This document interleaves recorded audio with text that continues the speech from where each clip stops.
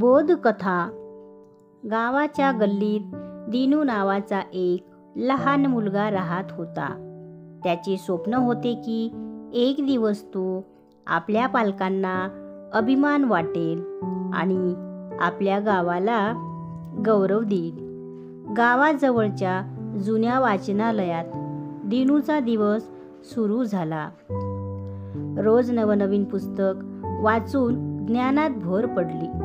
एके दिवशी दिनूने एक छान कथा वाचली, ज्यामध्ये नायकाला एका मोठ्या समस्येचा सामना करावा लागतो आणि त्याला यश मिळते. ही कथा दिनूला आपल्या गावासाठी काहीतरी करण्याची प्रेरणा देते. दिनूने गावातील लोकांसोबत लायब्ररी बनवण्याचा निर्णय घेतला.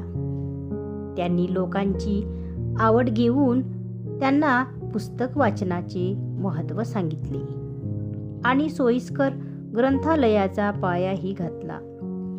या कल्पनेने गावकरीही प्रभावित झाले आणि त्यांनी दिनूला वाचनालयाच्या स्थापनेसाठी मदत केली.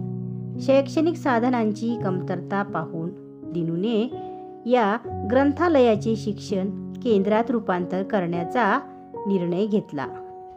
या प्रयत्नात ज्या लोकांनी दिनूला साथ दिली त्यांनी गावाला नव्या उंचीवर नेले. गावातील मुले आता चांगले शिक्षण घेऊ लागली होती आणि गावातील वातावरणही बदलू लागले होते.